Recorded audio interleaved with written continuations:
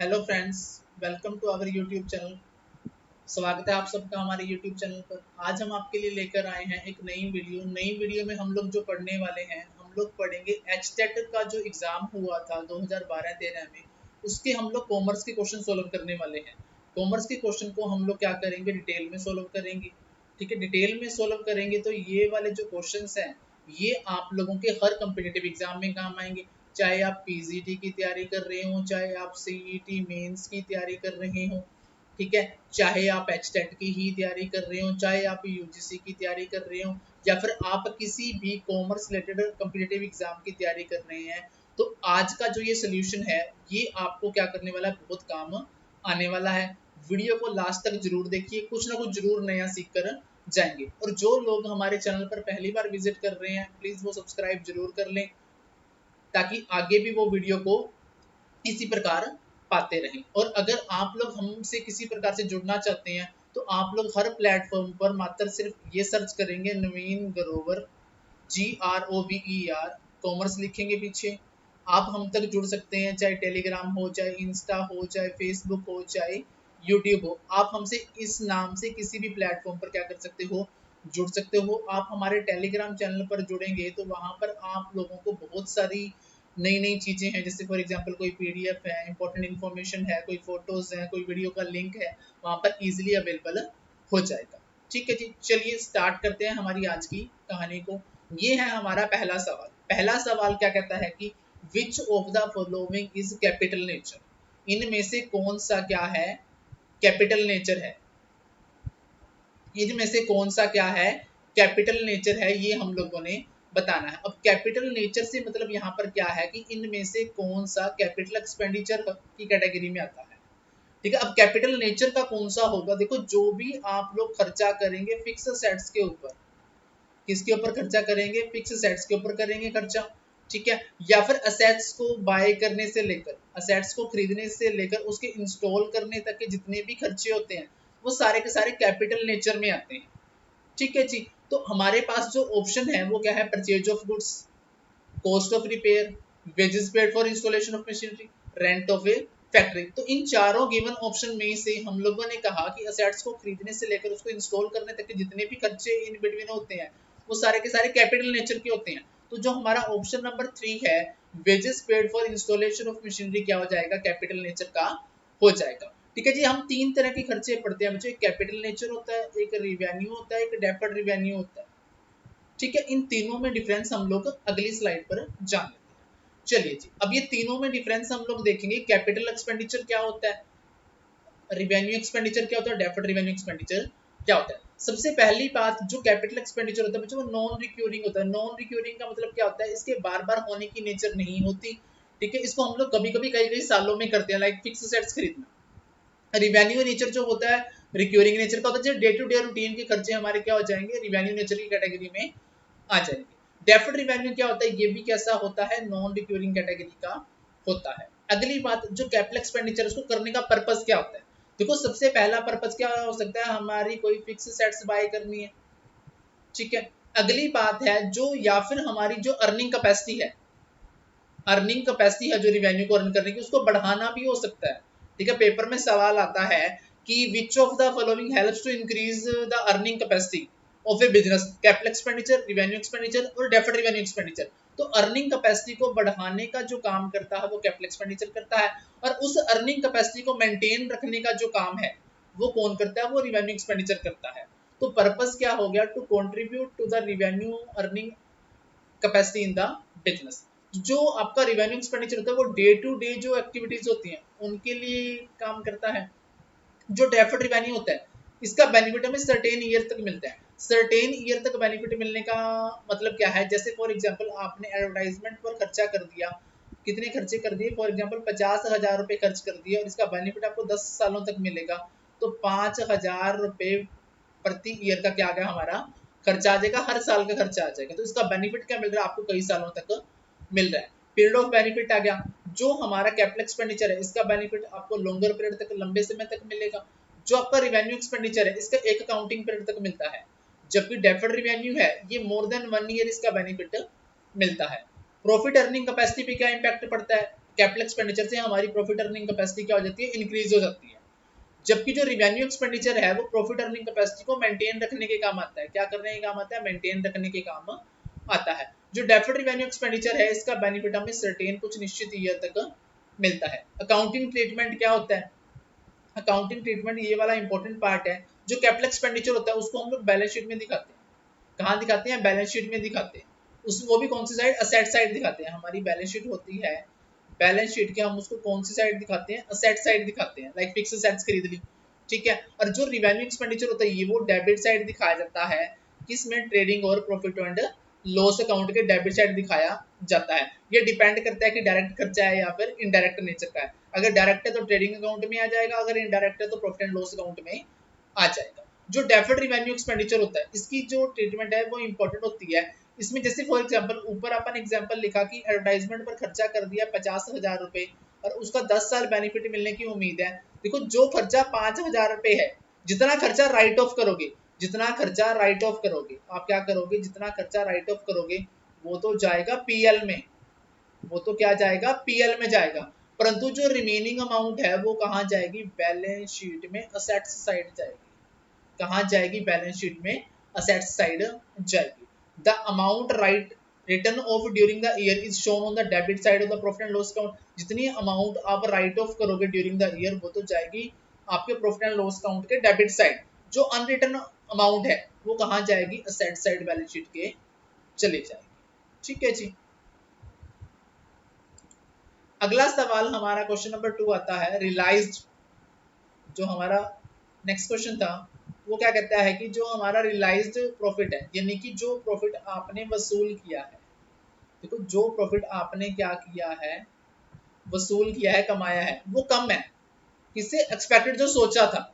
तो ये क्या है, देखो ये एफिशिएंसी हो नहीं सकता, प्रॉफिटेबिलिटी तो है ही नहीं, ठीक है। एफिशिएंसी में हम लोग बेहतर तरीके से काम करते हैं, इफेक्टिवनेस में भी हम प्रभावपूर्ण काम करते हैं। तो ये हमारा ऑप्शन नंबर 4 क्या हो जाएगा, इसका राइट आंसर हो जाएगा। भी जो आपके द्वारा कमाया गया प्रॉफिट है वो आपकी सोचे गई एक्सपेक्टेड प्रॉफिट से क्या है, कम है, तो वो क्या कहलाएगी सिचुएशन, वो रिस्क टेकिंग। अब हम क्या उठा रहे हैं, यहाँ पर रिस्क उठा रहे हैं, ठीक है। ये हमारा राइट ऑप्शन हो जाएगा।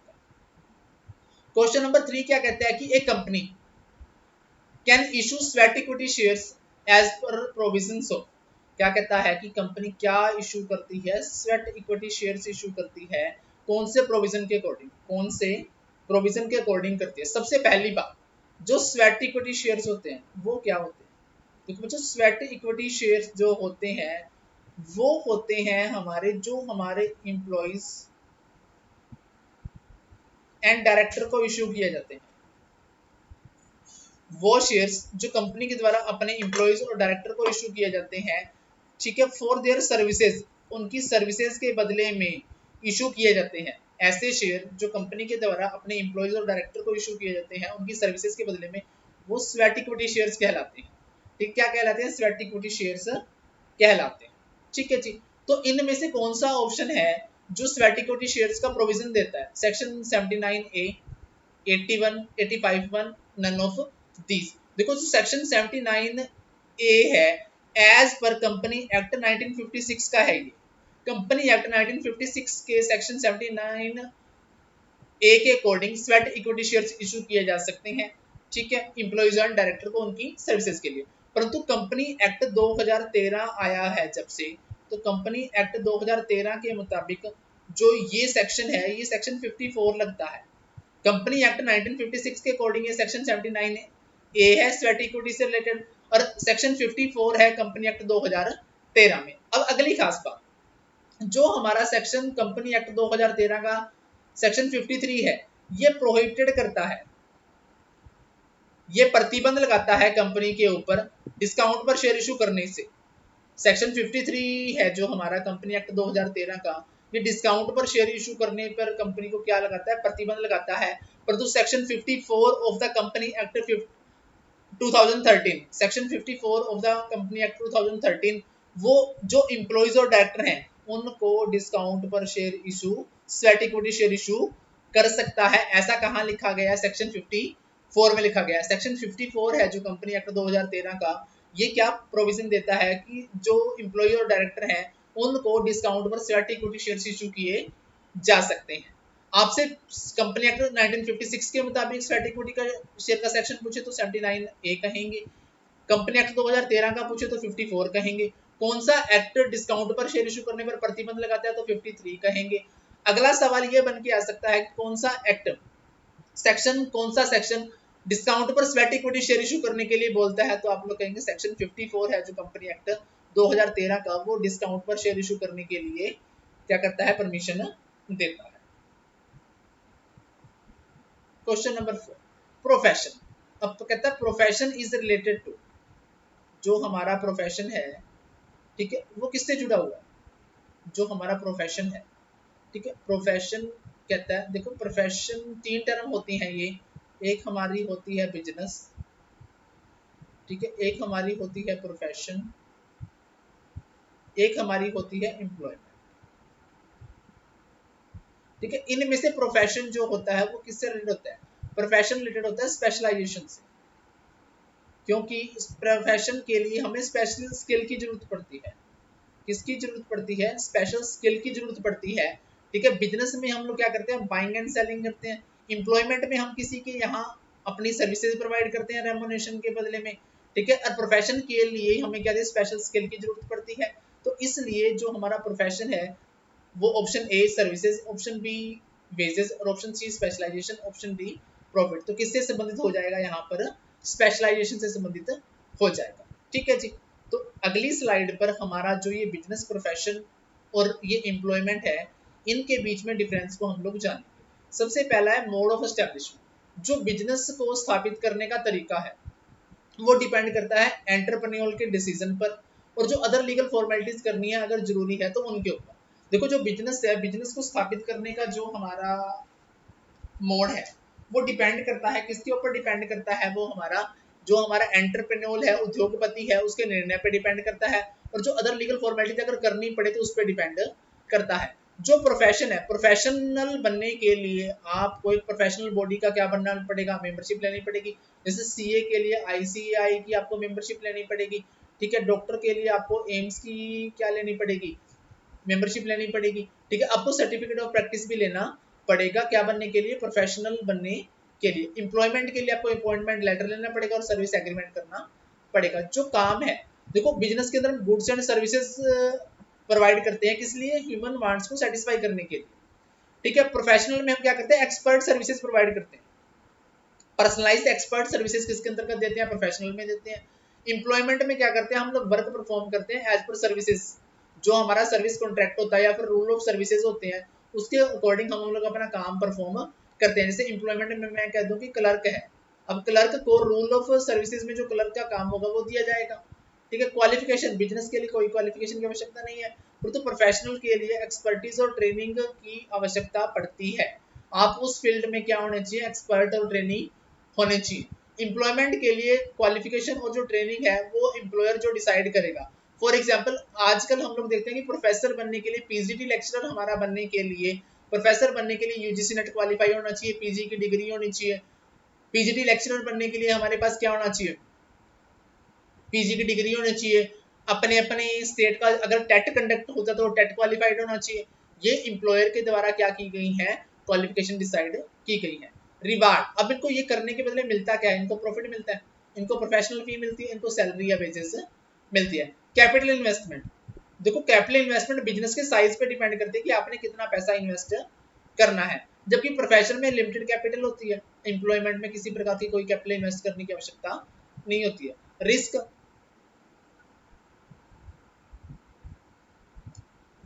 हाँ जी, जो रिस्क होता है, जस्ट अ सेकंड, हाँ जी, जो रिस्क होता है वो अनसर्टेन होता है, क्योंकि प्रॉफिट क्या होता है, अनसर्टेन होता है। किसके केस में, बिजनेस के केस में, ठीक है। प्रोफेशन के केस में क्या होता है, फीस जनरली मिलती रहती है, आपको मिनिमम रिस्क होता है, ठीक है, रेगुलर पे मिलती है, कोई रिस्क नहीं होता। एम्प्लॉयमेंट के केस में जो रिस्क होता है, क्योंकि प्रॉफिट क्या होता है, अनसर्टेन होता है, इरेगुलर होता है, तो रिस्क विद्यमान या प्रेजेंट रहता है। किस केस में, बिजनेस के केस में। और जो फीस होती है प्रोफेशन के केस में वो रेगुलरली मिलती रहती है, जिससे आप लोग कहेंगे लॉयर है, ठीक है, लॉयर की फीस आपको उनको रेगुलर मिलती रहेगी, तो उनका रिस्क क्या रहता है, मिनिमम रहता है, ठीक है। कैप एम्प्लॉयमेंट के केस में फिक्स एंड रेगुलर पे मिलती है, कोई रिस्क नहीं होता। हाँ जी, क्वेश्चन नंबर 5 क्या कहता है हमारा? क्वेश्चन नंबर 5 कहता है कि इकोनॉमिक टाइम्स है, जो इकोनॉमिक टाइम्स हमारा क्या है? बच्चों इकोनॉमिक टाइम्स हमारा क्या है? एक न्यूज़पेपर है। क्या है हमारा? एक न्यूज़पेपर है। तो हमारा आंसर इसमें क्या आ जाएगा? डेली न्यूज़पेपर आ जाएगा। क्या आ जाएगा? डेली न्यूज़पेपर आ जाएगा। ठीक है जी, नेक्स्ट क्वेश्चन आता है हमारा SEBI. SEBI was statutory status कब मिला था? कहता है कि SEBI was given A statutory status कब मिला था? देखो सबसे पहले तो आपको सेबी की फुल फॉर्म ध्यान रखनी है। ठीक है, क्या है ये? सिक्योरिटीज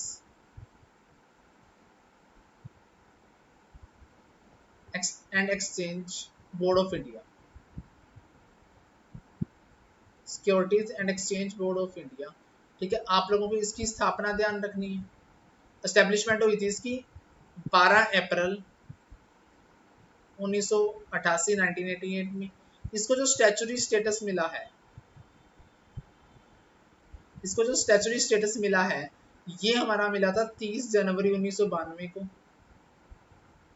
ठीक है, इसका हेडक्वार्टर आपसे पूछ लिया जाए, इसका हेडक्वार्टर आप लोगों ने ध्यान रखना है मुंबई में है। ठीक है, अगली बात, ये यूनियन फाइनेंस मिनिस्ट्री के अंडर काम करती है, यानी कि जो हमारा केंद्रीय वित्त मंत्रालय है, यूनियन फाइनेंस मिनिस्ट्री के अंडर काम करती है। ठीक है जी, इस समय हमारा जो यूनियन फाइनेंस मिनिस्टर है वो है निर्मला सीतारमन। कौन है? निर्मला सीतारमन। ठीक है जी, ये हमारी क्या है? फाइनेंस मिनिस्टर है। तो SEBI was given statutory status कब दिया था ये बताना। 30 जनवरी 1992 को, 30 जनवरी 1993 को, 30 जनवरी 1991 को, 28 फरवरी 1992 को। तो सेबी की फुल फॉर्म पड़ी securities and exchange board of India. Establishment हुआ था 12 अप्रैल 1988 को। स्टैट्यूटरी स्टेटस मिलता है 30 जनवरी 1992 को, जो कि हमारा ऑप्शन नंबर ए क्या हो जाएगा? राइट आंसर हो जाएगा। इसका हेडक्वार्टर हमसे पूछे तो हम लोग कह देंगे मुंबई में। कौन से मिनिस्ट्री के अंडर काम करती है? तो यूनियन फाइनेंस मिनिस्ट्री के अंडर काम करती है। हमारी फाइनेंस मिनिस्टर कौन है? ये निर्मला सीतारमन है। कौन है? निर्मला सीतारमन। क्वेश्चन नंबर 7 आता है आपके सामने, which act protect and promote the interest of consumer? भाई इनमें से कौन सा एक्ट है जो प्रमोट करता है या प्रोटेक्ट करता है कंज्यूमर के इंटरेस्ट ऑफ कंज्यूमर को? ठीक है, sales of goods act, essential commodity act, contract act, consumer protection act. सबसे पहले तो इन एक्ट के आपको ईयर याद रखने हैं। सेल्स ऑफ गुड्स एक्ट 1930 है, असेंशियल कमोडिटी एक्ट 1955 है, कॉन्ट्रैक्ट आपका एक्ट 1872 है, कंज्यूमर प्रोटेक्शन एक्ट क्या है आपका? 1986 है। क्या है? 1986 है। ठीक है जी, ईयर याद रख लिए। तो अपना सवाल है कि इनमें से कंज्यूमर के एक्ट को, कौन सा एक्ट है जो प्रोटेक्ट करेगा कंज्यूमर के इंटरेस्ट को? भैया कंज्यूमर के इंटरेस्ट को कौन प्रोटेक्ट करेगा? कंज्यूमर प्रोटेक्शन एक्ट 1986 करेगा। ठीक है जी, अगला सवाल, नेक्स्ट क्वेश्चन हमारा आता है फाइनेंशियल स्टेटमेंट ओनली कंसीडर। अब फाइनेंशियल स्टेटमेंट किसको कंसीडर करती है? ये होती क्या है? फाइनेंशियल स्टेटमेंट होती क्या है? हाँ जी, सबसे पहले हम लोग लिखेंगे कि फाइनेंशियल स्टेटमेंट क्या होती है। ठीक है, financial statement,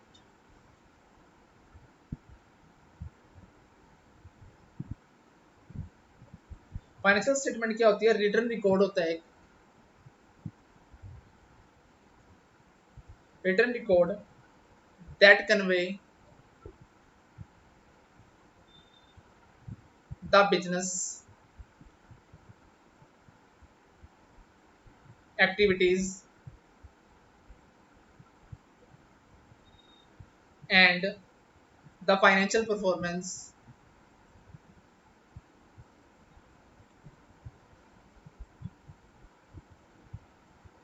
of an entity। ये क्या कहता है कि फाइनेंशियल स्टेटमेंट क्या होती है? एक ऐसा रिटर्न रिकॉर्ड होता है जो कन्वे करता है सारी की सारी बिजनेस एक्टिविटीज को, ठीक है, और financial performance of an entity को बताने का काम करता है। इसके अंदर 4 आइटम हम इंक्लूड करते हैं। वो 4 आइटम कौन कौन सी है? पहली आप लोग लिखेंगे बैलेंस शीट, सेकंड आप लिखेंगे इनकम स्टेटमेंट,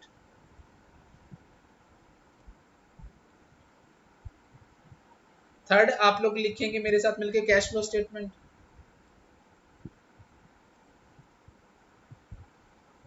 हाँ जी, कैश फ्लो स्टेटमेंट का आपको साथ साथ मैं अकाउंटिंग स्टैंडर्ड बता देता हूँ। Accounting standard 3 cash flow statement पर काम करता है। फोर्थ हमारा आता है statement of share holder of equity, share holders equity. ठीक है, अब पेपर में आपसे सवाल पूछा जाएगा कि इनमें से कौन सा फाइनेंशियल स्टेटमेंट में नहीं आता या आता है, क्या cash flow statement financial statement में आता है। ठीक है, ये सवाल पूछा जा सकता है। तो 4 आइटम आती है हमारी, कौन कौन सी आती है, बैलेंस शीट आती है, इनकम स्टेटमेंट आती है, कैश फ्लो स्टेटमेंट आती है, statement of share holders equity आती है। ठीक है जी, अब हमारा सवाल क्या था, हमारा सवाल क्या था कि जो फाइनेंशियल स्टेटमेंट है हमारी, ठीक है, वो क्या कंसिडर करती है, assets expressed in monetary term, liability expressed in monetary terms, assets expressed in non monetary, assets and liability expressed in monetary terms। देखो नॉन monetary तो करता नहीं, अकेला assets भी नहीं करेगा, अकेली liability भी नहीं करेगा, तो क्या करेगा, assets और liability दोनों की दोनों को monetary term में क्या करेगा, ये रिकॉर्ड करेगा। कौन सा, ये हमारा फाइनेंशियल स्टेटमेंट। ठीक है जी, अगला सवाल है हमारा कि parties to joint venture is called, भी ज्वाइंट वेंचर की जो पार्टीज होती है वो क्या कहलाती है। ठीक है, तो सबसे पहले ज्वाइंट वेंचर क्या होता है, कहता है a joint venture is a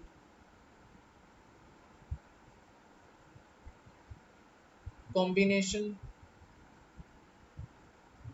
of two or more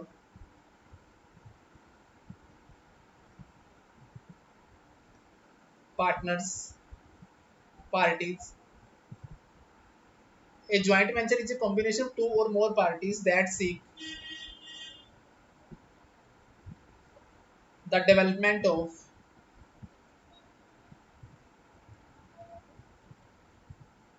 a single enterprise or project for profit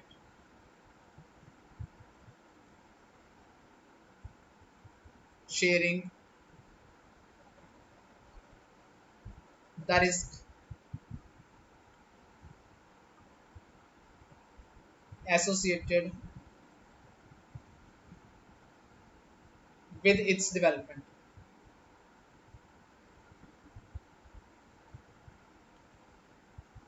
ये क्या कहता है कि ज्वाइंट वेंचर क्या होता है, कॉम्बिनेशन होता है दो या दो से अधिक पार्टीज के बीच में, that seek the development of a single, या तो सिंगल एंटरप्राइजेस की डेवलपमेंट के लिए काम करते हैं, किसी प्रोजेक्ट के लिए काम करते हैं, और रिस्क जो जुड़ा हुआ होता है उससे, उसको क्या करते हैं, शेयर करते हैं। ठीक है, profit sharing the risk associated with its development. भाई जो एक आपने कॉम्बिनेशन बना लिया, दो या दो से अधिक पार्टीज ने मिलकर कॉम्बिनेशन बना लिया किसी सिंगल एंटरप्राइजेस के लिए या फिर किसी प्रोजेक्ट के लिए, और उससे जुड़े हुए रिस्क को वो बांटते हैं और प्रॉफिट को भी वो शेयर करते हैं, तो क्या कहलाएगा, ज्वाइंट वेंचर कहलाएगा। ठीक है, अब इसकी जो पार्टीज होती है वो क्या कहलाती है, देखो पार्टनर होते हैं पार्टनरशिप में। ठीक है, और प्रिंसिपल एजेंट रिलेशन भी कैसे कहां पर होता है, पार्टनरशिप में होता है। ठीक है, फ्रेंड्स नॉर्मल लाइफ में होते हैं। ठीक है, तो ये तीन ऑप्शन है नहीं हमारे, तो हमारा आंसर क्या हो जाएगा, को वेंचर्स क्या हो जाएगा, हमारा आंसर हो जाएगा। ठीक है जी, चलिए जी, अगला सवाल, recording of a transaction in ledger, ledger में ट्रांजेक्शन को रिकॉर्ड करने को हम लोग क्या कहते हैं। ठीक है जी, लेजर में ट्रांजेक्शन को रिकॉर्ड करने को हम लोग क्या कहते हैं, क्या कहते हैं ये बताना है। देखो सबसे पहले हम लोग क्या करते हैं, सबसे पहले हम लोग ट्रांजेक्शन को आइडेंटिफाइड करते हैं, सबसे पहले हम लोग क्या करते हैं, आइडेंटिफिकेशन ऑफ ट्रांजेक्शन, ट्रांजेक्शन की हम लोग पहचान करते हैं, फिर हम लोग उसको रिकॉर्ड करते हैं। ठीक है, रिकॉर्ड कहाँ करते हैं, मान लो जर्नल में करते हैं। ठीक है, फिर आप उसको क्या करते हो, क्लासीफाइंग करते हो। ठीक है, क्लासीफाइंग करने का काम हम क्या करते हैं, लेजर। अब जर्नल से लेजर में जो प्रोसेस की हम लोगों ने, उसको हम लोगों ने क्या नाम दे दिया, पोस्टिंग नाम दे दिया। ठीक है, क्या नाम दे दिया, पोस्टिंग नाम दे दिया। फिर इस लेजर के हम लोग क्या निकालते हैं, बैलेंसिंग निकालते हैं, बैलेंसिंग निकालते हैं, इसको आपको क्या कहते हो, बैलेंसिंग कहते हैं।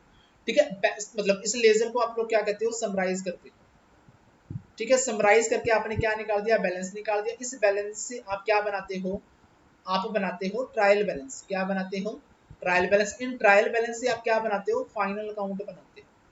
क्या बनाते हो? फाइनल अकाउंट बनाते हो। फाइनल अकाउंट में आप क्या बनाते हो? फाइनल अकाउंट में आप बनाते हो trading account, profit and loss account, और आप बनाते हो बैलेंस शीट बनाते हो।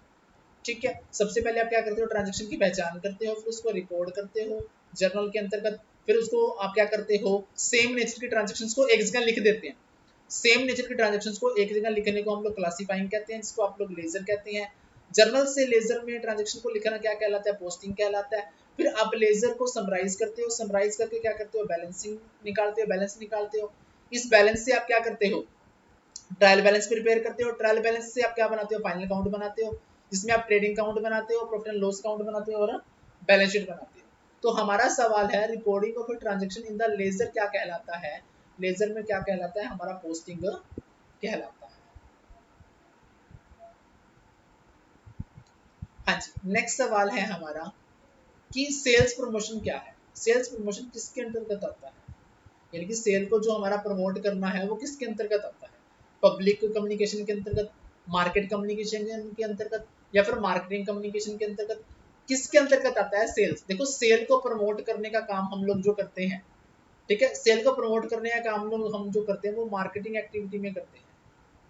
वो कौन सी एक्टिविटी में करते हैं? मार्केटिंग एक्टिविटी में करते हैं। तो हमारा राइट आंसर क्या हो जाएगा? मार्केटिंग कम्युनिकेशन हो जाएगा। ठीक है जी, तो इसके बारे में हम लोग पढ़ लेते हैं। पब्लिक कम्युनिकेशन क्या होता है? देखो, पब्लिक कम्युनिकेशन एक practice of dispersing a message to the general public or a specific group using various tools and methods. Some effective tools used to communicate with the public include radio, social media, television, newspaper. कहता है public communication क्या होता है? एक ऐसा practice होता है जिसमें आप जनरल पब्लिक को या किसी स्पेसिफिक ग्रुप को क्या करते हो? ठीक है, मैसेज को डिस्पेयर करते हो। ठीक है, कहता है पब्लिक कम्युनिकेशन क्या है? एक ऐसी प्रैक्टिस है जिसमें आप अपने मैसेज को जनरल पब्लिक या स्पेसिफिक ग्रुप तक वेरियस टूल्स को यूज करते हुए पहुंचाते हो। और वो वेरियस टूल्स क्या हो सकते हैं? आप रेडियो का माध्यम, रेडियो यूज कर सकते हैं, हम लोग सोशल मीडिया यूज करते हैं, हम लोग न्यूज़पेपर यूज करते हैं, हम लोग टेलीविजन यूज करते हैं। तो इन टूल्स को यूज करते हुए, ठीक है, जब आप अपने मैसेज को जनरल पब्लिक तक या फिर स्पेसिफिक ग्रुप तक पहुंचाते हैं, तो उसको हम लोग क्या कहते हैं? पब्लिक कम्युनिकेशन कहते हैं।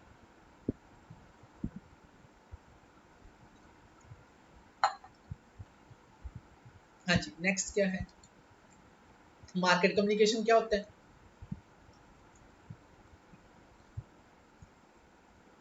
हाँ जी, जो हमारा मार्केट कम्युनिकेशन होता है, जो आपका मार्केट कम्युनिकेशन है वो क्या होता है? इसको हम लोग पढ़ेंगे। हाँ जी, मार्केट कम्युनिकेशन को आप मैरकॉम भी कहते हैं। ठीक है, is the message and media that marketer use to communicate with target market. भैया, मार्केट कम्युनिकेशन को आप लोग मैरकॉम भी कहते हैं। मार्केट कम्युनिकेशन वो मैसेज या मीडिया होता है जिसके माध्यम से एक मार्केटर क्या करता है? अपने टारगेट मार्केट से क्या करता है? कम्युनिकेट करता है। तो मार्केट कम्युनिकेशन क्या हुआ? मार्केट कम्युनिकेशन, जिसको आपने मैरकॉम का नाम दिया, वो एक ऐसा मैसेज और मीडिया हुआ जिसमें एक मार्केटर क्या करता है? कम्युनिकेट करता है टारगेट मार्केट के साथ। तो एग्जांपल ऑफ मार्केट कम्युनिकेशन क्या हो सकता है? ट्रेडिशनल एडवर्टाइजिंग हो सकती है, डायरेक्ट मार्केटिंग हो सकती है, सोशल मार्केटिंग हो सकती है, प्रेजेंटेशन हो सकती है, स्पॉन्सरशिप हो सकती है। ये हमारे क्या है? मार्केटिंग कम्युनिकेशन के वे। हाँ जी, नेक्स्ट क्वेश्चन आता है, which section of the company act 1956 debenture को डिफाइन करता है? ठीक है, देखो, डिबेंचर एक तरह से हमारी क्या होती है? लोन कैपिटल होती है। क्या होती है? डिबेंचर एक तरह से हमारी क्या होती है? लोन कैपिटल होती है। क्या होती है? लोन कैपिटल होती है। ठीक है जी, तो अगर लोन कैपिटल है तो एक तरह से ये हमारी क्या है? लाइबिलिटी है।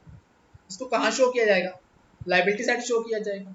तो विच सेक्शन, इनमें से कौन सा सेक्शन है जो कंपनी एक्ट 1956 का डिबेंचर को डिफाइन करता है?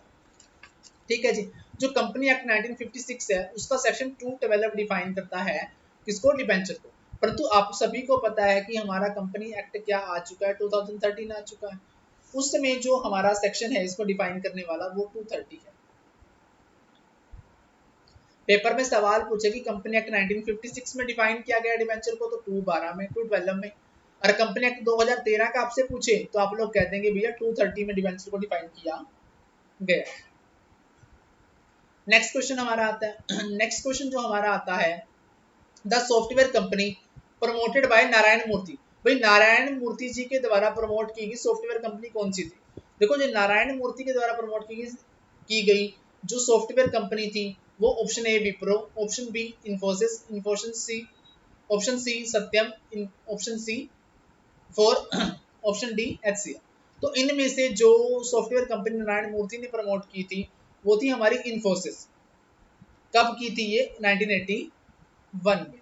ठीक है, अब इन्फोसिस तो प्रमोट किया था नारायण मूर्ति ने, तो बाकी को किसने प्रमोट किया था? देखो जो विप्रो है, विप्रो को प्रमोट किया था मोहम्मद प्रेम जी ने। किसने? मोहम्मद प्रेम जी। ठीक है, सत्यम को चलाने वाले कौन है भैया? महिंद्रा ग्रुप है। कौन है? महिंद्रा ग्रुप है। एचसीएल को चलाने वाले कौन है? शिव नादार है। ठीक है जी, तो आप लोगों को ध्यान रखना है कि जो सॉफ्टवेयर कंपनी नारायण मूर्ति ने प्रमोट की, ठीक है, वो तो है इन्फोसिस 1981 में। विप्रो को प्रमोट करने वाले हैं मोहम्मद प्रेम जी, सत्यम के लिए है महिंद्रा ग्रुप और एचसीएल के लिए है Shiv Nadar. Next question, question number 14 क्या कहते हैं? एफडब्ल्यू टेलर कौन है भाई? एफडब्ल्यू टेलर, किसका नाम आ गया? F W Taylor. ठीक है जी, तो एफडब्ल्यू टेलर के बारे में आप सभी को पता है कि एफडब्ल्यू टेलर क्या थे। इनका पूरा नाम आप लोगों को ध्यान रखना है।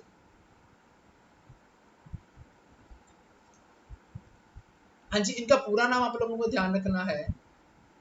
ये द फ्रेडरिक विंसलो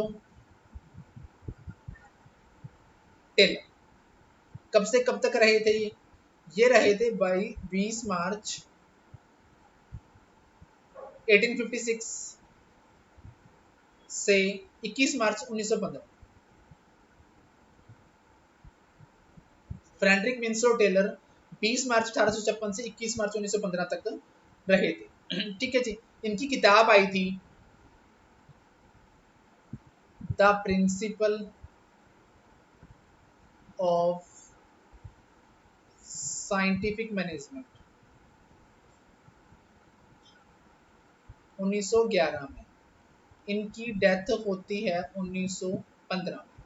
ये काम को साइंटिफिक वे में करने के तरीके से क्या देते थे? जोर देते थे। ठीक है, काम को साइंटिफिक तरीके से करने पर ज्यादा क्या करते थे? ये प्रेशर डालते थे। ठीक है जी, तो इन्होंने मेथड, मोशन, टाइम, फटीग ये स्टडी भी दी है। तो आपसे पेपर में सवाल पूछा जाएगा कि method, motion, time, fatigue study किसने दी है? तो आप लोग कहेंगे एफडब्ल्यू टेलर ने दी है। ठीक है, इसने 4 प्रिंसिपल भी दिए हैं। क्या दिए हैं? 4 प्रिंसिपल भी दिए हैं एफडब्ल्यू टेलर के द्वारा। इनको फादर ऑफ साइंटिफिक मैनेजमेंट भी कहा जाता है। फादर ऑफ साइंटिफिक मैनेजमेंट भी कहा जाता है। फादर ऑफ साइंटिफिक मैनेजमेंट भी कहा जाता है। तो एफडब्ल्यू टेलर के बारे में आपने याद रखना है कि इनका पूरा नाम क्या है? फ्रेडरिक विंसलो टेलर है। ये 20 मार्च 1856 से 21 मार्च 1915 तक रहे हैं। इनकी किताब का नाम क्या है? The principle of scientific management 1911 में आई थी। डेथ होती है 1915 में। Method, motion, time, fatigue study किसने दी थी? एफडब्ल्यू टेलर ने दी थी। इन्होंने 4 प्रिंसिपल भी दिए थे। तो इस सवाल का इसको अपोज कौन करेंगे? देखो अब ये जो साइंटिफिकली काम करने के लिए बोलेंगे तो इसको अपोज कौन करेगा? इसको वर्कर अपोज करेंगे। कौन अपोज करेगा? वर्कर्स अपोज करेंगे। तो इनके जो 4 प्रिंसिपल थे वो कौन कौन से थे इसको हम लोग पढ़ लेते हैं। इनके जो 4 प्रिंसिपल थे, सबसे पहला प्रिंसिपल था ये रूल ऑफ थंब रिप्लेस करना है कि लकीर का फकीर नहीं बनना। आपको जैसा पुराना तरीका बता दिया वैसे नहीं चलना। अगर आप अपडेट कर सकते तो खुद को अपडेट करें। कहता है रिप्लेस करना है rule of thumb work method with method based on A scientific study. भी जो रूल ऑफ थंब मेथड था उसको साइंटिफिक स्टडी मेथड से क्या करना है? आपने रिप्लेस करना है।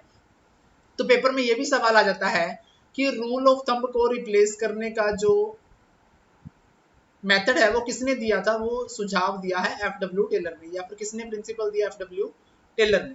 अगला कहता है कि scientifically select, train and develop each employee rather than passively leaving them to train themselves.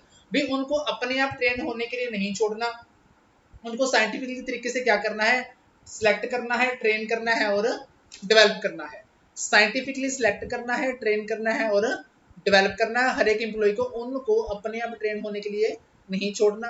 Third है provide detailed instruction and supervision of each worker in the performance of that worker discrete task. कहता है कि हर एक employ को, हर एक worker को आपने क्या डिटेल इंस्ट्रक्शंस दे देनी है और सुपरविजन होना चाहिए, काम की जांच होगी हर एक वर्कर की परफॉर्मेंस की।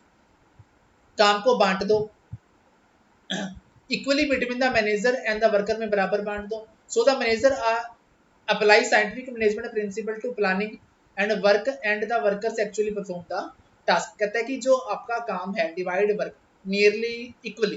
कहता है कि वर्कर और मैनेजर में काम बराबर का बांट दो। जो आपके मैनेजर है वो साइंटिफिक मैनेजमेंट के प्रिंसिपल अप्लाई करेंगे, ठीक है, प्लानिंग करेंगे उनकी, ठीक है, और जो वर्कर्स है वो एक्चुअली क्या करेंगे, उस टास्क को परफॉर्म करेंगे। यानी कि साइंटिफिक प्रिंसिपल के अकॉर्डिंग प्लानिंग बनाएंगे मैनेजर और एक्चुअल में उस टास्क को कौन परफॉर्म करेगा, वर्कर परफॉर्म करेंगे। तो चार इसके जो प्रिंसिपल है आप लोगों ने ध्यान रखने हैं। रिप्लेस रूल ऑफ थंब, दूसरा है scientific training and development of employee, third है डिटेल इंस्ट्रक्शंस एंड सुपरविजन करनी है, चौथा है डिवाइड कर देना है वर्क किसके बीच में, इक्वली मैनेजर और वर्कर के बीच में।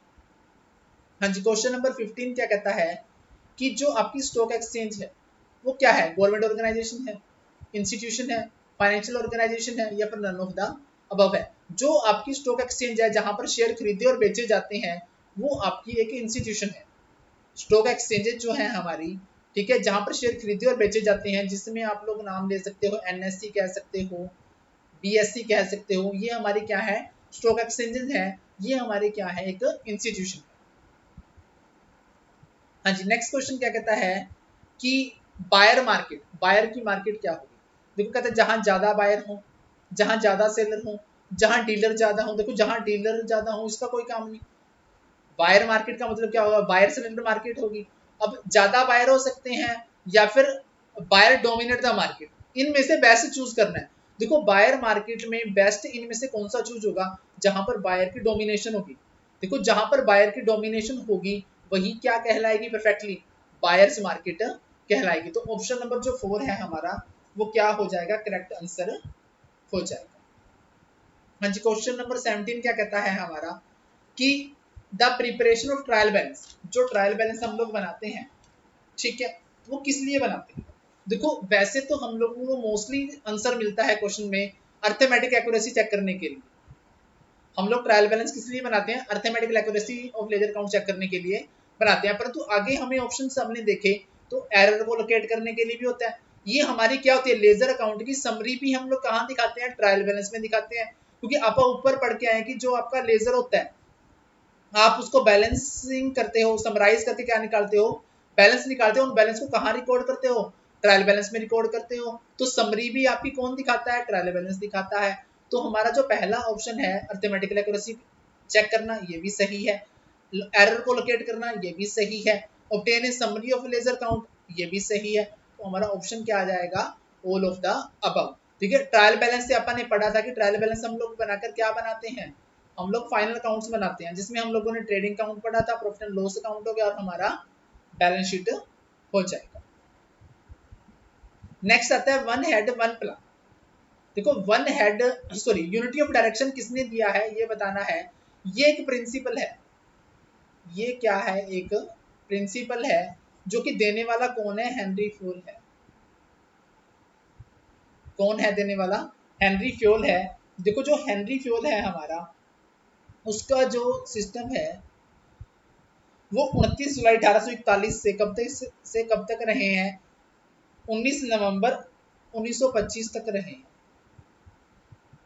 ठीक है जी, तो आपसे पूछता है, आप लोगों को देखिए ऑप्शन में हो सकता है कि 1841 से 1925 क्या है, ये हेनरी फ्यूल का कार्यकाल या जीवन काल आप लोग कह सकते हैं। ठीक है जी, जो हेनरी फ्यूल है ये क्या कहलाता है, ये father of modern management theory कहलाता है, father of modern management theory कहलाता है। ठीक है जी, इन्होंने किताब लिखी थी journal and industrial management, journal and industrial management कब लिखी थी, 1916। ठीक है जी, हेनरी फ्यूल। ठीक है, ये क्या था, एक फ्रेंच माइनिंग इंजीनियर था। क्या था, फ्रेंच माइनिंग इंजीनियरिंग था। फ्रेंच माइनिंग इंजीनियर था हेनरी फ्योल। 29 जुलाई से 1841 से 19 नवंबर 1925 तक था। इसको father of modern management theory भी कहा जाता है। इनकी किताब का नाम है जर्नल इंडस्ट्रियल मैनेजमेंट, जो कि 1916 में आई थी। इन्होंने फंक्शन दिए हैं मैनेजमेंट के, क्या दिए हैं, फंक्शन ऑफ मैनेजमेंट दिए हैं, जिसमें एक दिया है प्लानिंग, ठीक है, एक दिया है ऑर्गेनाइजिंग, एक दिया है कम्युनिकेटिंग, ठीक है, एक दिया है कोऑर्डिनेटिंग, ठीक है जी, पांचवा दिया है कंट्रोलिंग। तो पेपर में सवाल आपसे पूछेगा कि इनमें से कौन सा फंक्शन हेनरी फ्योल का नहीं है या है। तो प्लानिंग, ऑर्गेनाइजिंग, कम्युनिकेटिंग, कोऑर्डिनेटिंग और controlling. Planning, organising, communicating, coordinating और कंट्रोलिंग, ये किसने दिया है, पीओसीसी किसने दिया, हेनरी फ्योल ने दिया है। ठीक है जी, हेनरी फ्योल ने ही क्या दिए हैं, 14 प्रिंसिपल दिए हैं। क्या दिए हैं, 14 प्रिंसिपल्स दिए हैं। उन्हीं में से एक प्रिंसिपल है यूनिटी ऑफ डायरेक्शन, जिसका आपको यहाँ पे मतलब बताना है। Option A, one head one plan, two head two plan, multiple head multiple plan, right direction. तो यहाँ पर जो यूनिटी ऑफ डायरेक्शन का मतलब क्या है कि वन हेड वन प्लान, ठीक है, क्या मतलब है इसका, वन हेड वन प्लान क्या है यूनिटी ऑफ डायरेक्शन का मतलब है। ठीक है, यहाँ पर हिंदी में इसको मैं लिखूं तो इसका मतलब है निर्देश की एकता। भी एक टाइम पे आपको एक ही व्यक्ति से क्या मिलना चाहिए, ऑर्डर मिलना चाहिए। ऐसा क्या कहता है यूनिटी ऑफ डायरेक्शन, कहता है भी एक टाइम पे एक आदमी को एक ही व्यक्ति से क्या मिलना चाहिए, ऑर्डर मिलना चाहिए, ऐसा यूनिटी ऑफ डायरेक्शन कहता है। इसी वजह से इसको वन हेड वन प्लान कहा जाता है। ठीक है जी, अब अगली बात यहाँ पर आ जाती है, देखो प्लानिंग, ऑर्गेनाइजिंग, कम्युनिकेटिंग, कोऑर्डिनेटिंग और कंट्रोलिंग फंक्शन तो इसने दिए हैं। अगर पेपर में ये पूछ लिया जाए planning, organising, staffing, POSDCORB, ठीक है, ये किसने दिया है, तो आप लोग नाम दे देंगे लूथर गुलिक का। किसका नाम दे देंगे, लूथर गुलिक का नाम दे देंगे। Planning, organising, staffing, directing, control, coordinating, reporting and budgeting. ठीक है जी, ये किसने दिया है, लूथर गोलिक ने दिया। पोस्ट कोरम लिखा होगा तो आप लोग कहेंगे लूथर गोलिक, PO CCC लिखा होगा तो क्या कहेंगे, हेनरी फ्योल कहेंगे। अब हेनरी फ्योल जी के कौन कौन से 14 प्रिंसिपल हैं, इसको हम लोग पढ़ लेते हैं। इसको एडमिनिस्ट्रेटिव मैनेजमेंट थ्योरी के फादर भी बोला जाता है। पहला है डिवीजन ऑफ वर्क, सेकंड है अथॉरिटी एंड रिस्पॉन्सिबिलिटी, थर्ड है डिसिप्लिन, फोर्थ है यूनिटी ऑफ कमांड, पांचवा है यूनिटी ऑफ डायरेक्शन जिसके ऊपर क्वेश्चन था, छठा है रेमुनरेशन ऑफ पर्सोनल, सातवां है सेंट्रलाइजेशन, आठवां है subordination of individual interest to general interest, ninth है स्टेबिलिटी ऑफ टेन्योर, 10 है स्केलर चेन, 11 है ऑर्डर, 12 है इक्विटी इक्विटी, 13 है इनिशिएटिव्स, 14 है हमारा स्पिरिट दी कोर्प्स। ठीक है, इसको टीम वर्क भी बोलते हैं, क्या बोलते हैं, टीम वर्क भी बोला जाता है। तो ये 14 प्रिंसिपल हेनरी फ्योल के द्वारा जो दिए गए हैं वो आप लोगों को ध्यान रखने हैं। Division of work, authority and responsibility, discipline, unity of command, unity of direction, remuneration of personnel, centralisation, subordination of individual interest to general, subordination of individual interest to general interest, stability of tenure, scalar chain, order, equity, initiative, esprit de corps, जिसको आप team work के नाम से भी जानते हैं। हाँ जी, question number 19 आता है हमारा कि सेंसेक्स क्या है। सेंसेक्स किसका बेंचमार्क है, बेंचमार्क इंडेक्स है, ये आप लोगों ने बताना है। ठीक है जी, जो सेंसेक्स है हमारा वो NSE का है, BSE का है, निफ्टी का है, नन ऑफ द अबव का है। ठीक है, जो आपका ये सेंसेक्स है, ठीक है, ये 30 कंपनीज के शेयर में डील करता है, 30 टॉप मोस्ट कंपनी के शेयर्स में डील करता है। ठीक है, ये किसका बेंचमार्क है, ये BSE का बेंचमार्क है। BSE की फुल फॉर्म है भैया बॉम्बे स्टॉक एक्सचेंज। क्या है, Bombay stock exchange. Bombay stock exchange की स्थापना हुई थी 1875 में। ठीक है, ये कहाँ पर है, ये दलाल स्ट्रीट, कहाँ पर है, दलाल स्ट्रीट मुंबई में है। कहाँ पर है, दलाल स्ट्रीट मुंबई में है। इसके बेंचमार्क इंडेक्स को सेंसेक्स कहा जाता है। ठीक है, BSE की full form Bombay stock exchange है। इसकी स्थापना कब हुई थी, 1875 में हुई थी। ठीक है जी, अगर आपसे पेपर में सवाल पूछ ले कि NSE का इंडेक्स कौन है, बेंचमार्क इंडेक्स कौन है, तो आप लोग कहेंगे निफ्टी। क्या है, निफ्टी। अब NSE के बारे में आ जाओ। NSE की फुल फॉर्म आप लोगों ने ध्यान रखनी है, national stock exchange, national stock exchange. ठीक है जी। अब नेशनल स्टॉक एक्सचेंज जो इनकॉर्पोरेट हुई थी, ये इनकॉर्पोरेशन हुई थी 1992 में, 1992 में, ठीक है। इसको रजिस्टर्ड हुई थी as a statutory, registered as a stock exchange, registered as a stock exchange ये हुई थी 1993 में। इसका ऑपरेशन जो काम शुरू हुआ था ये 1994 में शुरू हुआ था, ठीक है जी। तो सेंसेक्स क्या है, बेंचमार्क इंडेक्स है बीएससी का, बीएससी बॉम्बे स्टॉक एक्सचेंज, स्थापना 1875, एड्रेस दलाल स्ट्रीट मुंबई में है ये, ठीक है जी। एनएससी नेशनल स्टॉक एक्सचेंज, उसका बेंचमार्क इंडेक्स क्या है, निफ्टी है, ठीक है। इनकॉर्पोरेटेड हुई है 1992 में, रजिस्टर्ड हुई 1993 में as a stock exchange, operation शुरू हुआ 1994, ठीक है जी। नेक्स्ट क्वेश्चन है आपका, the primary motivation of entrepreneurship, जो उद्योगपति होता है उसका प्राइमरी, प्राथमिक जो मोटिवेशन होती है वो क्या होती है, ठीक है, वो होती है अचीवमेंट। जो प्राइमरी मोटिवेशन है एंटरप्रेन्योरशिप की वो क्या होती है उसकी, पावर, प्रॉफिट, अचीवमेंट। तो हमारा आंसर क्या आएगा, अचीवमेंट। क्वेश्चन नंबर 21 क्या कहता है, assignment of duties is done on, कहाँ की जाती है। देखो बच्चों, सबसे पहले हम लोग करते हैं प्लानिंग, ठीक है। प्लानिंग में हम लोग डिसाइड करते हैं what to do, how to do, by whom to do, when to do, क्या करना है, कब करना है, कैसे करना है और कौन करेगा, ठीक है। ये हमारा एक पेपर फंक्शन होता है सिर्फ, ये हमारा सिर्फ ऑन पेपर फंक्शन होता है, ठीक है जी। फिर इसके बाद आप लोग क्या करते हो, ऑर्गेनाइजिंग करते हो, एक स्ट्रक्चर क्रिएट करते हो, ठीक है। स्ट्रक्चर क्रिएट करने का मतलब क्या है, अब यहाँ पर आप पोस्ट क्रिएट करोगे, भैया जहां पर पोस्ट क्रिएट होगी वहां पर ही आप क्या करोगे, ड्यूटीज असाइन करोगे, ड्यूटीज असाइन कर देंगे, ठीक है। अब इसके बाद आप क्या करेंगे, आप लोग इन पोस्ट को भरने का काम करते हो, आप लोग क्या करोगे, स्टाफिंग करेंगे, ठीक है। अब स्टाफिंग के काम पर बंदे लगे हैं, एक्चुअल काम यहाँ पर सौंप दिया है, यहाँ पर एक्चुअल वर्क स्टार्ट हो चुका है, ठीक है। तो उसके बाद उनको क्या दोगे, आप लोग डायरेक्शन देंगे, डायरेक्टिंग करेंगे, ठीक है। फिर किए गए काम की, जो काम प्लानिंग में डिसाइड किया था उसकी आप लोग एक्चुअल वर्क से क्या करेंगे, कंपैरिजन करेंगे, जो कि आप किस में करेंगे, हमारे कंट्रोलिंग फंक्शन में करेंगे। तो हमारे 5 फंक्शन हो गए प्लानिंग, जिसमें हम लोग ये डिसाइड करते हैं क्या करना है, कैसे करना है, कब करना है और किसके द्वारा किया जाना है, ठीक है। फिर आप ये ऑर्गेनाइजेशन स्ट्रक्चर क्रिएट करते हो, पोस्ट क्रिएट करते हो, ड्यूटी असाइन करते हो, स्टाफिंग में आप एक्चुअल में काम पर बंदों को लगाते हो, क्या करते हो, स्टाफिंग में आप लोग क्या करते हो, रिक्रूटमेंट करोगे, सिलेक्शन करोगे, यहाँ पर काम पर एक्चुअल में बंदों को लगा दोगे,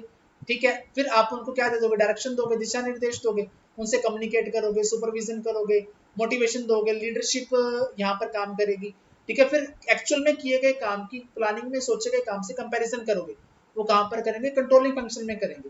परंतु हमारा सवाल क्या है कि ड्यूटी कहाँ असाइन की जाती है, भैया ड्यूटी अपन ने ऑर्गेनाइजेशन स्ट्रक्चर में करी थी, तो हमारा आंसर क्या आएगा, ऑर्गेनाइजिंग हमारा क्या आ जाएगा, आंसर आ जाएगा। हाँ जी, नेक्स्ट क्वेश्चन है हमारा, कंप्लीट नेम बताना है आईएमएफ का, ठीक है। भैया आईएमएफ का क्या बताना है, कंप्लीट नेम बताना, ठीक है। आईएमएफ का कंप्लीट नेम आप लोगों को बताना है, ठीक है। आईएमएफ का कंप्लीट नेम आप लोग सभी को पता है कि ये इंटरनेशनल मॉनेटरी फंड है, क्या है, इंटरनेशनल मॉनेटरी फंड है, ठीक है जी। क्या हुआ था जब सेकेंड वर्ल्ड वॉर हुआ था, ठीक है। सेकेंड वर्ल्ड वॉर की वजह से काफी सारी इकोनॉमी डिवेस्टेड हो गई थी और बीओपी क्या हो गया था, नेगेटिव हो गया था, ठीक है। सेकेंड वर्ल्ड वॉर जब हुआ था तो बहुत सारी इकोनॉमीज नष्ट भ्रष्ट हो गई, नुकसान हो गया था, और बीओपी क्या हो गए थे, नेगेटिव हो गए थे कंट्रीज के, ठीक है। इन दोनों चीजों से उभरने के लिए, ठीक है, करने के लिए, ठीक है, क्या किया गया, एक मीटिंग बुलाई गई, जेएम केन्स उस मीटिंग में थे, ठीक है। जेएम केन्स के साथ एक साइंटिस्ट और थे या फिर एक इकोनॉमिक स्टोर थे, उनके साथ एक मीटिंग बुलाई गई, कहां पर बुलाई गई, न्यू हैम्पशायर, ठीक है। न्यू हैम्पशायर में एक मीटिंग बुलाई गई, ठीक है, जहां पर एक ब्रेटन वुड्स सम्मेलन हुआ या फिर ब्रेटन वुड्स कॉन्फ्रेंस हुई, जहां पर 2 ऐसे इंस्टीट्यूशन बनाने का निर्णय लिया गया जो खत्म हुई या फिर युद्ध के कारण नष्ट हुई इकोनॉमीज को उभारने का काम करेंगे, उनको फंड प्रोवाइड करेंगे। दूसरा बीओपी नेगेटिव हो चुका है जो कंट्रीज का, उसको सही करने का काम करेंगे। तो उस दौरान दो जो इंस्टीट्यूशन बनाए गए वो बनाए गए आईएमएफ और आईबीआर। क्या बनाए गए? आईएमएफ और आईबीआरडी। इनको आप लोग क्या कहते हो? ब्रेटन वुड्स ट्विंस भी कहते हो। ये सारा कुछ कब हुआ? ये ब्रेटन वुड्स कॉन्फ्रेंस कब हुई? ये हुई जब जुलाई 1944 में।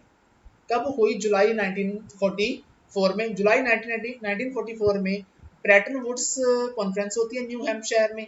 ठीक है, जो युद्ध के कारण इकोनॉमी नष्ट होगी और जो बीओपी नेगेटिव हो गया उससे उभारने के लिए दो इंस्टीट्यूशन बनाए गए, आईएमएफ और आईबीआरडी। इन दोनों को ब्रेटन वुड्स ट्विंस भी कहा जाता है। आईबीआरडी का अब नाम क्या है? वर्ल्ड बैंक है।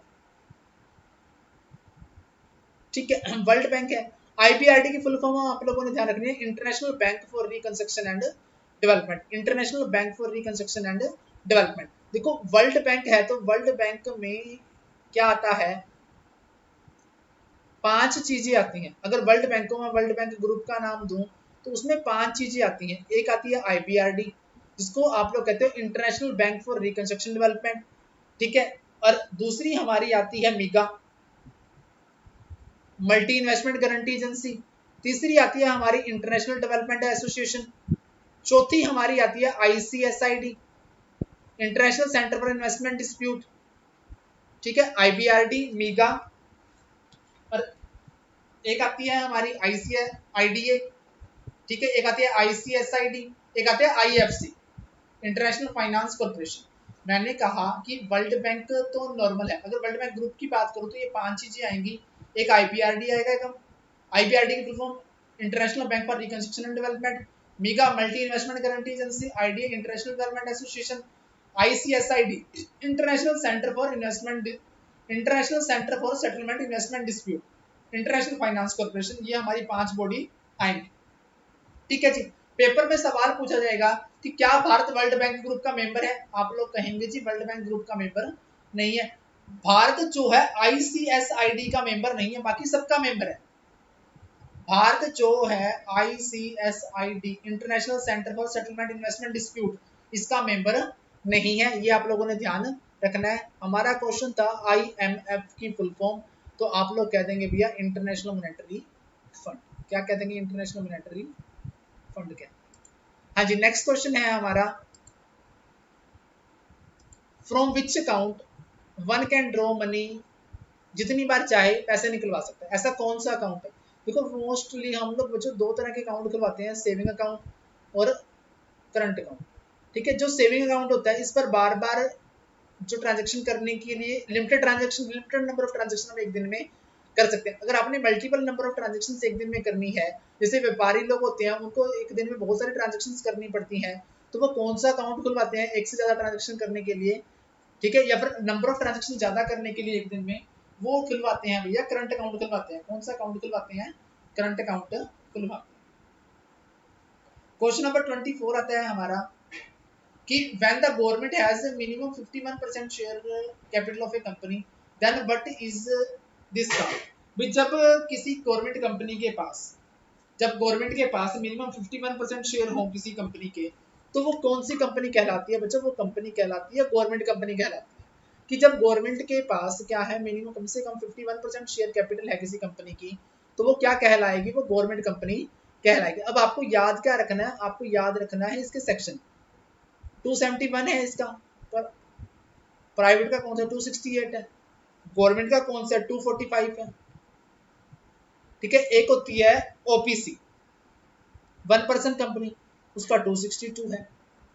पब्लिक कंपनी का सेक्शन 271 है, प्राइवेट का कौन सा 268 है, गवर्नमेंट कंपनी को 245 है, ओपीसी का 262 है। ठीक है, आगे बढ़ते हैं इसको।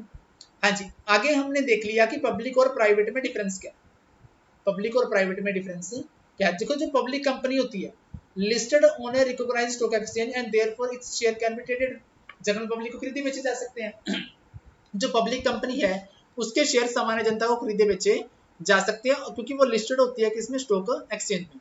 प्राइवेट कंपनी लिस्टेड नहीं होती स्टॉक एक्सचेंज में और ना ही उसके शेयर खरीदे बेचे जाते हैं सामान्य जनता।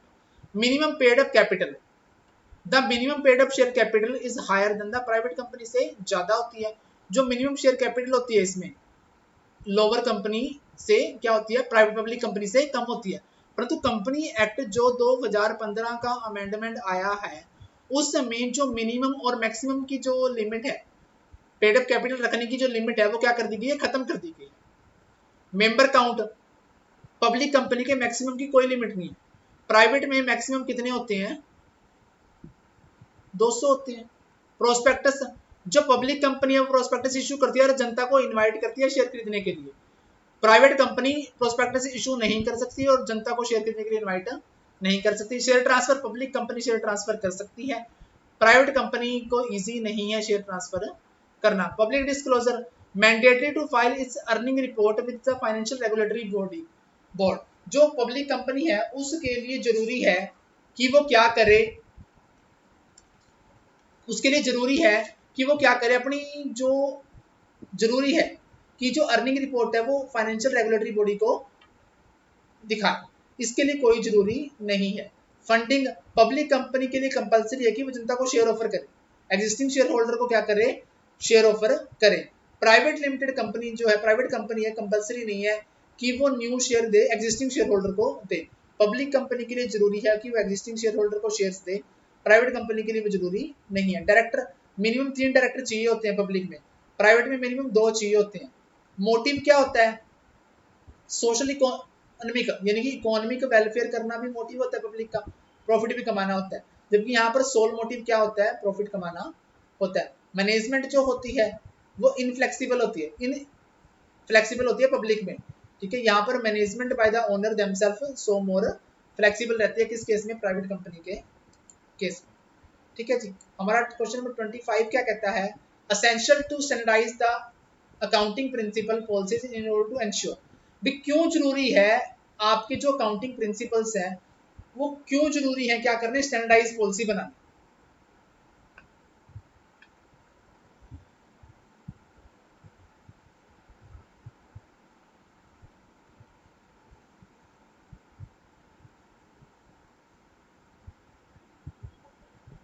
हाँ जी, क्यों जरूरी है स्टैंडर्डाइज करना अकाउंटिंग प्रिंसिपल और पॉलिसीज को, ट्रांसपेरेंसी इंश्योर करने के लिए, कंसिस्टेंसी के लिए, कंपैरेटिबिलिटी के लिए। हमें ट्रांसपेरेंसी भी इंश्योर करनी है, कंसिस्टेंसी भी करनी है और कंपैरेटिबिलिटी भी करनी है। तो आंसर क्या आ जाएगा, ऑल ऑफ द अब आ जाएगा, ठीक है जी। नेक्स्ट क्वेश्चन हमारा आता है कि business unit is separate and distinct from person who supply capital. भी कहता है कि जो बिजनेस यूनिट है वो उस आदमी से सेपरेट होती है जो कैपिटल सप्लाई करता है। यानी कि कहने का मतलब यहाँ पर ये है कि जो आपकी बिजनेस है और जो क्या है, मालिक है, ठीक है, वो क्या है, सेपरेट है। वो दोनों के दोनों क्या है, सेपरेट एंटिटी है। ऐसा कौन सा आपका जो कंसेप्ट है वो कहता है, वो कहता है बिजनेस एंटिटी कंसेप्ट कहता है, ठीक है जी। ये क्या कहता है, बिजनेस एंटिटी कंसेप्ट कहता है। तो मनी मेजरमेंट कंसेप्ट क्या कहता है कि सिर्फ वही आइटम रिकॉर्ड की जाएंगे जिनको क्या किया जा सकता है, मनी में मेजर किया जा सकता है। नॉन मॉनेटरी ट्रांजेक्शन को हम रिकॉर्ड नहीं कर सकते। तो गोइंग कंसर्न क्या कहता है कि हमारा जो बिजनेस है किस तक चलेगा, इंडेफिनिट पीरियड तक चलेगा। क्या चलेगा, सालों साल तक चलेगा, इंडेफिनिट पीरियड तक चलेगा, ठीक है। ड्यूल एस्पेक्ट्स क्या कहता है कि हर ट्रांजेक्शन के दो एस्पेक्ट्स होते हैं। हर ट्रांजेक्शन के क्या होते हैं, दो एस्पेक्ट्स होते हैं, एक डेबिट और एक क्रेडिट, ठीक है जी। इसको हम लोग एक इक्वेशन से समझते हैं, असेट्स बराबर लायबिलिटी प्लस कैपिटल, ठीक है जी। इंडेफिनिट पीरियड तक चलेगा, ये गोइंग कंसर्न कहता है। नॉन मॉनेटरी ट्रांजेक्शन को रिकॉर्ड नहीं करना, सिर्फ मनी ट्रांजेक्शन को रिकॉर्ड करना है, ऐसा कौन कहता है, मनी मेजरमेंट कंसेप्ट कहता है। सेपरेट एंटिटी किसमें है, बिजनेस एंटिटी कंसेप्ट कहता है। ड्यूल एस्पेक्ट क्या कहता है, हर ट्रांजेक्शन के दो एस्पेक्ट्स होते हैं, एक डेबिट और एक क्रेडिट। इसको हम लोग कैसे दिखाते हैं, एसेट्स बराबर लायबिलिटी प्लस कैपिटल। एक सवाल पेपर में पूछा जाता है कि हम लोग फिक्स एसेट्स को डेप्रिसिएशन जो लगाते हैं वो कौन से कंसेप्ट के मुताबिक लगाते हैं, तो वो हम लोग गोइंग कंसर्न कंसेप्ट के मुताबिक लगाते हैं। नेक्स्ट क्वेश्चन आता है हमारा कि ब्रांड क्या है, ब्रांड आइडेंटिटी का मतलब क्या है। Creating a brand identity, brand की आइडेंटिटी क्रिएट करना क्या कहलाता है, वो कहलाता है आपका ब्रांडिंग कहलाता है। कहता है creating a brand identity, brand की आइडेंटिटी क्रिएट करना क्या कहलाता है, वो क्या कहलाता है, ब्रांडिंग कहलाता है, ठीक है जी। तो हम लोग इसके छोटे छोटे पॉइंट हैं जो ऑप्शंस के पढ़ लेते हैं। ब्रांड इमेज क्या होती है, current view of the customer, brand के बारे में कस्टमर का जो करंट व्यू है वो क्या कहलाएगा, वो ब्रांड इमेज कहलाएगा। Current view of the customer about A brand, brand के बारे में कस्टमर का जो करंट व्यू है वो क्या कहलाता है, वो ब्रांड इमेज कहलाता है। ब्रांड इक्विटी क्या होती है? Brand equity is the value of A brand determined by the consumers perception of its quality and desirability. Brand equity क्या होती है? ब्रांड की वो वैल्यू जो कंज्यूमर की परसेप्शन से डिसाइड होती है, कंज्यूमर के परसेप्शन और डिजायरेबिलिटी से जो डिसाइड होती है ब्रांड की वैल्यू, वो ब्रांड इक्विटी कहलाती है। ब्रांड इक्विटी क्या होती है? कंज्यूमर की जो परसेप्शन है, ठीक है, परसेप्शन ऑफ इस क्वालिटी, भी क्वालिटी के बारे में जो कंज्यूमर की परसेप्शन है और जो उसकी डिजायरेबिलिटी है, उससे ब्रांड की जो वैल्यू डिटरमाइन होगी वो ब्रांड इक्विटी कहलाएगी। प्रोडक्ट इमेज क्या होती है? ये ब्रांड इमेज के सिमिलर होती है। Perception and mental image associated with the product is called the product image. यानी कि जो मेंटल इमेज और परसेप्शन आपकी प्रोडक्ट के साथ जुड़ी है, वो क्या कहलाएगी? प्रोडक्ट इमेज कहलाएगी। ये एक तरह से आपका सेट ऑफ बिलीफ भी कहलाता है। स्पेसिफिक प्रोडक्ट के बारे में आपके जो बिलीफ है वो क्या कहलाते हैं? प्रोडक्ट इमेज कहलाते हैं। हाँ जी, ब्रांडिंग क्या होता है?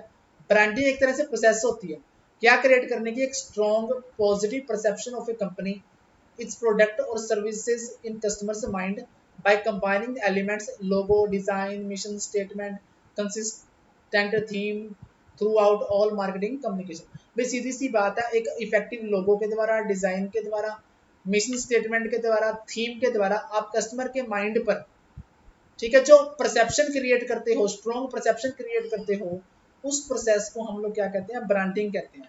तो ब्रांडिंग क्या होगी? एक ऐसी प्रोसेस होगी जिसके माध्यम से आप किसी कस्टमर के माइंड पर अपने लोगों के द्वारा, अपने लोगों के से डिजाइन से, मिशन से, स्टेटमेंट से, थीम से क्या करते हो? परसेप्शन क्रिएट करते हो। उसको आप लोग क्या नाम देते हो? ब्रांडिंग कहते हैं। हाँ जी।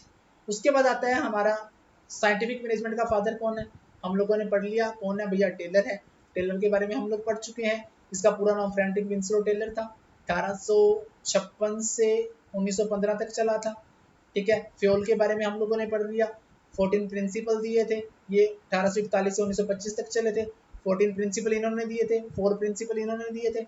Method, motion, time, fatigue study किन्होंने दी थी? टेलर ने दी थी। तो एल्टन मायो ने क्या दिया था? एल्टन मायो को आप लोग ह्यूमन रिलेशन अप्रोच का फादर कह सकते हैं। क्या कह सकते हैं? Father of human relation movement, father of human relations movement का क्या कहा जाता है? फादर कहा जाता है। ह्यूमन रिलेशन मूवमेंट का क्या कहा जाता है? फादर कहा जाता है। किसको? एल्टन मायो को। एल्टन मायो को क्या दिया था? हैथरॉन एक्सपेरिमेंट किया था। क्या किया था? हाथरॉन एक्सपेरिमेंट भी किसने दिया था? एल्टन मायो ने दिया था। ये कब किया था? 1920 में किया था। कहां पर किया था? वेस्टर्न इलेक्ट्रिक कंपनी में किया था।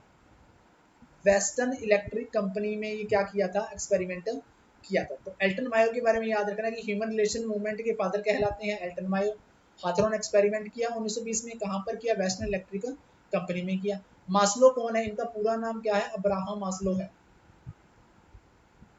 ठीक है, इनका पूरा नाम क्या है? अब्राहम मास्लो है। इन्होंने एक थ्योरी दी थी, नीड हायरार्की थ्योरी। ठीक है, क्या दी थी? नीड हायरार्की थ्योरी दी थी। कब दी थी? 1943। ठीक है जी। अभी नीड हायरार्की थ्योरी की थी, हम इसको पढ़ लेते हैं। ठीक है जी। सबसे पहले हमारी होती है बेसिक नीड। हमारी क्या होती है? बेसिक नीड होती है। ठीक है, बेसिक फिजियोलॉजिकल नीड कौन सी होती है? फिजियोलॉजिकल, बेसिक फिजियोलॉजिकल नीड में हमारी आती है एयर, वाटर, फूड, शेल्टर, जिसको आप लोग रोटी, कपड़ा और मकान कहते हैं, वो बेसिक फिजियोलॉजिकल नीड होती है। सेफ्टी में आपकी आती है भैया पर्सनल सिक्योरिटी। पर्सनल सिक्योरिटी के साथ साथ आप एम्प्लॉयमेंट, जॉब भी चाहते हो। ठीक है, उसके बाद आप रिसोर्सेज चाहते हो, हेल्थ की, प्रॉपर्टी की, ये चाहते हो। ठीक है, फिर आते हैं एफिलिएशन, बिलोंगिंगनेस या सोशल नीड्स। ठीक है, अब आपकी सोशल नीड क्या कहती है? सोशल नीड कहते हैं कि आपका कोई दोस्त मित्र हो। ठीक है, इंटीमेसी की नीड। ठीक है, फैमिली की नीड। एस्टीम नीड में आपकी क्या आती है? रिस्पेक्ट आती है, सेल्फ एस्टीम आता है। ठीक है, सेल्फ एक्चुअलाइजेशन में आता है desire to become, desire to become the most that one can be. हाँ जी, तो ये 5 इन्होंने नीड दी थी। बेसिक फिजियोलॉजिकल नीड में आती है रोटी, कपड़ा, मकान। ठीक है। सेफ्टी और सिक्योरिटी नीड्स में आती है पर्सनल सिक्योरिटी हो गया, एम्प्लॉयमेंट हो गया, हेल्थ की सिक्योरिटी होगी। फिर तीसरी आती है हमारी बिलोंगिंगनेस, सोशल एफिलिएशन, इसमें आती है फ्रेंडशिप आती है, इंटीमेसी आती है, फैमिली की नीड आती है कि वो कोई भाई बंधु हो, कोई मित्र हो। एस्टीम में आती है रिस्पेक्ट आती है, सेल्फ एस्टीम आती है, स्टेटस आ जाता है यहाँ पर, रिकॉग्नाइजेशन आ जाती है, पहचान आ जाती है।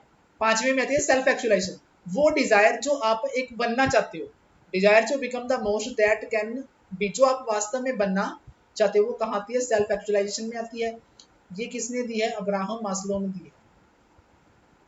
ठीक है जी। तो आपकी अगर इंडिविजुअल लेवल पर देखें तो भूख, इनकम, दोस्ती, स्टेटस, सेल्फ फुलफिलमेंट, ये आपकी क्या है, नीड की क्या है, हायरार्की है। भूख चाहिए, बेसिक होगी, इनकम चाहिए, सेफ्टी होगी, दोस्त मित्र चाहिए, सेल्फ सोशल नीड होगी, स्टेटस चाहिए, एस्टीम होगी, सेल्फ एक्चुअलाइजेशन, सेल्फ फुलफिलमेंट होगी। और ऑर्गेनाइजेशन के लेवल पे देखें तो बेसिक सैलरी, पेंशन प्लान हो गया, कॉर्डियल रिलेशन हो गया, जॉब टाइटल हो गया, अचीवमेंट ऑफ गोल्स। ठीक है जी। हाँ जी, selling is a part of, selling किसका पार्ट है भैया, सेलिंग आता है मार्केटिंग के अंतर्गत आता है, किसके अंतर्गत आता है, मार्केटिंग के अंतर्गत आता है। ठीक है जी, सेलिंग किसका पार्ट है यहाँ पर, मार्केटिंग का पार्ट। चलिए जी, तो अब ये हम लोग पढ़ लेते हैं चार्ट हमारा। अभी बिजनेस, बिजनेस को हम लोगों ने दो पार्ट में बांटा। ठीक है, बिजनेस को हम लोगों ने क्या करा, दो पार्ट में बांटा। ठीक है, एक पार्ट किया इंडस्ट्री, एक पार्ट कहलाया कॉमर्स। इंडस्ट्री में तीन तरह की इंडस्ट्री आई, प्राइमरी, सेकेंडरी और टर्शियरी। ठीक है, प्राइमरी इंडस्ट्री को दो पार्ट में बाइफरकेट किया, एक्सट्रैक्टिव और जेनेटिक। सेकेंडरी को दो पार्ट में डिवाइड किया, मैन्युफैक्चरिंग और कंस्ट्रक्टिव। मैन्युफैक्चरिंग में आया analytical, synthetical, processing, assembling. Commerce को दो भाग में बांटा, commerce trade and auxiliary to trade. Trade internal और एक्सटर्नल, इंटरनल में होलसेलर रिटेलर, एक्सटर्नल में इंपोर्ट एक्सपोर्ट और एंटरपोर्ट। ऑक्सिलरी टू ट्रेड में क्या आएगा, ट्रांसपोर्ट आएगा, वेयर हाउसिंग आएगा, इंश्योरेंस आएगा, एडवर्टाइजिंग आएगा और बैंकिंग एंड फाइनेंस आएगा। ये वो एक्टिविटीज हैं जो आपके बिजनेस को या फिर आपके ट्रेड को आसान करने में सहयोग देती हैं। ठीक है, अब एक्सट्रैक्टिव में क्या आएगा ये आप लोगों ने ध्यान रखना है। एक्सट्रैक्टिव में आएगा माइनिंग, माइनिंग के बाद आएगा क्वायरिंग, क्वायरिंग के बाद आएगा एग्रीकल्चर। ठीक है, जेनेटिक में क्या आएगा, एनिमल हस्बेंड्री। उसके बाद आएगा पोल्ट्री, पोल्ट्री के बाद आएगा प्लांटेशन, यानी कि लैंड से एक्सट्रैक्ट करने का काम में आएगा माइनिंग, क्वायरिंग और एग्रीकल्चर।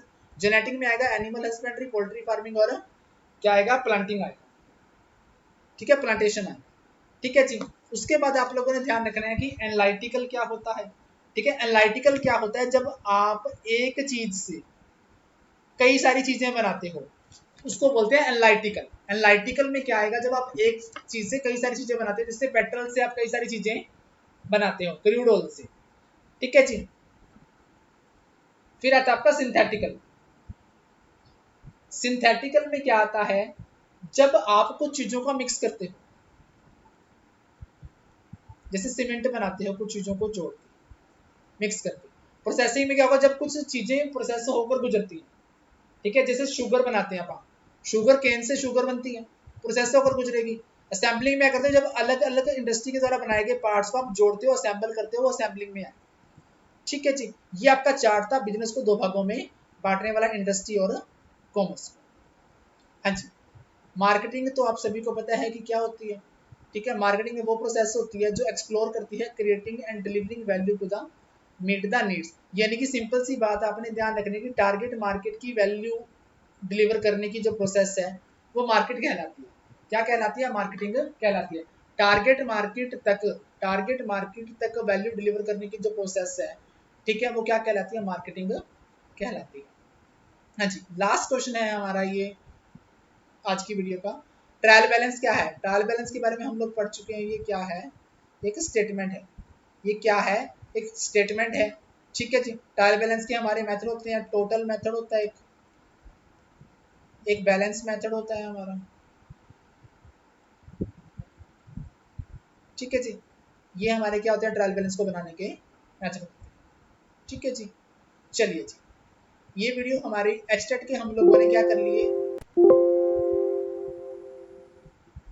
हाँ जी, ये हमने क्या कर लिए, एचटेट के हमारे 30 क्वेश्चंस क्या कर लिए हम लोगों ने, बना लिए हैं।